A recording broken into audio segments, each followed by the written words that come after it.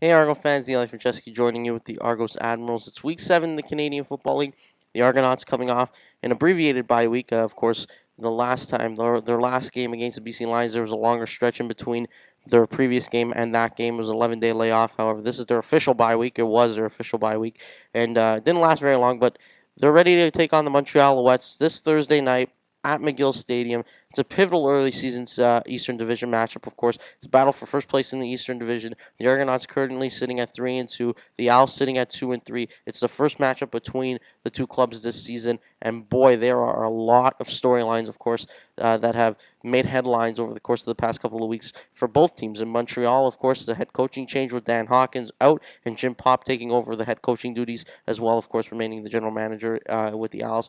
But in Toronto, Ricky Ray returning under center. Scott Milanovic confirming that earlier this week. Definitely a huge boost offensively for the Argonauts, although as what we saw last week from Zach Calero certainly opened some eyes for Argonaut fans as well as people around the league. And all that people could say around the CFL was the Ottawa Red Blacks must be salivating at the opportunity to draft one of these young quarterbacks. We saw 3 young quarterbacks last week showcase their abilities, making their first career CFL start. Speaking of Curtis Steele, he will obviously return under center.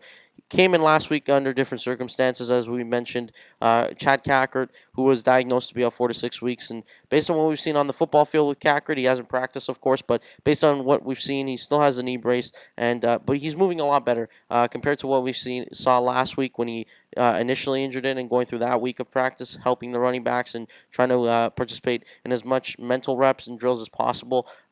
He was really struggling in that aspect last week. However, this week he looked a lot better, and it's encouraging, something very encouraging for the Argonauts as they hope to get back their 100th Grey Cup MVP. But nonetheless, it seems like Curtis Man of Steel has stepped up and has stepped in admirably for Chad Cackert. Of course, 2 touchdowns last week. He's and also he brings a familiarity aspect to this game against Montreal. His only game, he played 2 games, both preseason games for the Argonauts, played against Winnipeg and Montreal. So this will be a second time facing the Alouettes defense. So there's some familiarity there. He understands the concepts a lot better, and I completely expect him to be able to have a good game, and they're going to need to set the tone if they want to be able to protect Ricky Ray and make sure that he feels comfortable in the pocket. As for Montreal, of course, as I mentioned a bit before, the coaching change is what's making headlines with Dan Hawkins out and Jim Popp in. And the main reason really was Dan Hawkins contributed to his own demise. He did some good things, of course, particularly on the defensive side of the football, where his schemes and his coaching staff have implemented systems that have made the Montreal Alouettes defense one of the best in the league thus far in 2013. They have the most takeaways in the Canadian Football League with 15. They have the most interceptions with 7, 2 of which have come from Shea Emery, and they're very aggressive defensively, bringing a lot of different blitz packages, doing a lot of different things up front, trying to create havoc in the trenches along the defensive against the opposing offensive linemen, and of course. Kyrie Seabera has been a big part of that with 7 sacks leading the way. But it'll be interesting to see really how the Argonauts can make in-game adjustments because Scott Milanovic talked about it this week, and particularly facing off against the Montreal Alouettes offense. Chris Jones can't really go off based on what the Alouettes have done this year in terms of film, or even years past, because regardless of how you look at it, Mark Trestman's no longer there, and if Jim Popp even wants to implement the same systems, he's going to have his own little tweaks and quirks to them that maybe even change what Mark Trestman used to do last year and in years past. So it's going to be something new, although Jim Popp is trying to get it back to what they're used to doing and get Calvillo comfortable, Anthony Calvillo and his receivers comfortable in the system, trying to just get more, maybe even more traditional, if you want to call it that, because Dan Hawkins implemented a lot of different looks. One guy that he really wanted to get involved in, utilize his versatility, which I thought was a tremendous idea, and it showcased his abilities to a national audience, was Noel Devine. He's a tremendous returner.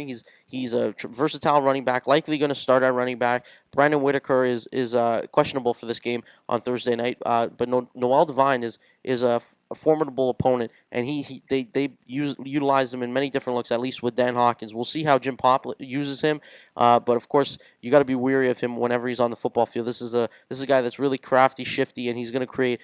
He wants to create havoc. Anytime he touches a football, there's always that potential that he can break one. His speed is also world class speed, so it's something to definitely keep an eye on, and it'll be interesting to see how the Argonauts match up and what type of schemes the Argonauts come with. Will they come with different looks? Well, how will they approach it? And the in-game adjustments to me will be something very important to keep an eye on for the Argonauts. And now it's time for three keys to victory, something that I began earlier in the season, and we're going to continue throughout the remainder of the season. And I got to go look at the offensive side of the football. I talked about him already, Curtis Steele, and I'm really impressed with what he did last week against the BC Lions. But he's got to set the tone, and what that's as the running backs say, the Argonauts running backs break it before they head into team drills. They say set the tone, and Curtis Steele has been told by Chad Cackard, just set the tone. It's your opportunity. Keep going, and I think he's going to do a good job. And he showed it last week, but he's got to do a better job in protecting the quarterback. And we saw the little miscommunication between him and Zach Caleros on the fumble a week ago. But I don't think that'll be a factor. I just think that he needs to step up and be able to protect the quarterback a lot better this week.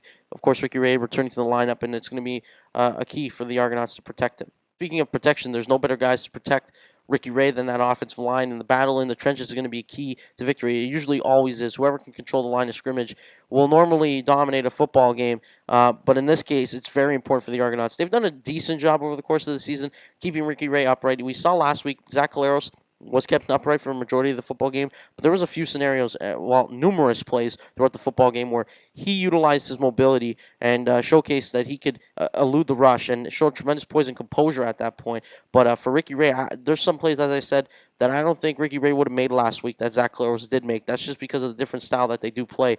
If you're Ricky Ray with that knee injury, who knows the severity of it? He's cleared to play, but he obviously, if it's hit again, if anything happens, it could potentially lead to a more severe injury. But Ricky Ray, you want to keep him upright. You want to make sure that he has enough time to deliver the throws. Make sure that, obviously with that knee injury, if he hears footsteps, Ricky might deliver it before he wants to. And it's important to give him some confidence and composure back there. Make sure he feels comfortable in the pocket.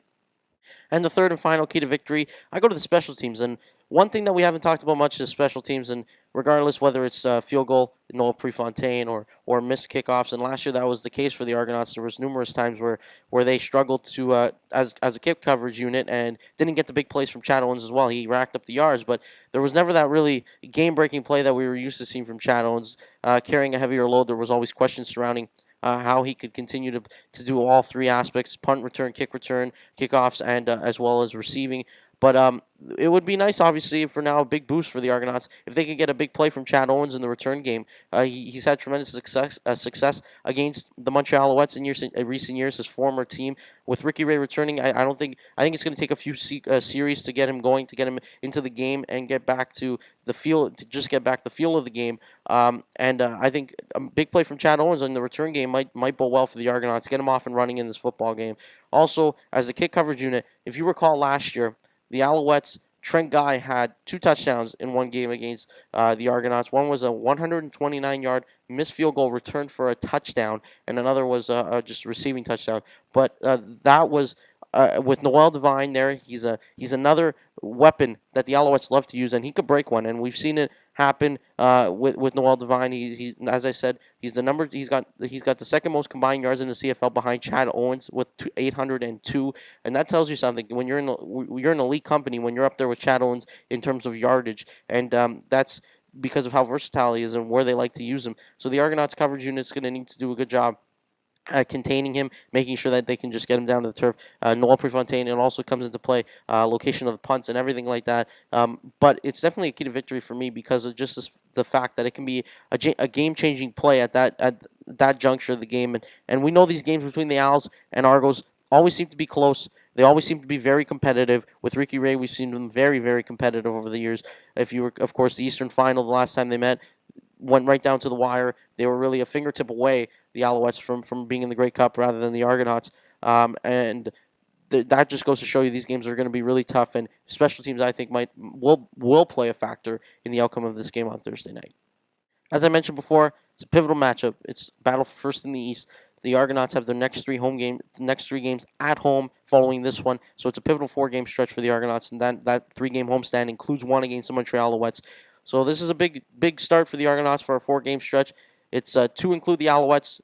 Big Eastern Division matchups coming up for the Argonauts. and it all begins on Thursday night at McGill University. You can catch the game on TSN beginning at 7:30 p.m. Eastern Time, or listen to it live on TSN 1050 Radio with Mike Hogan.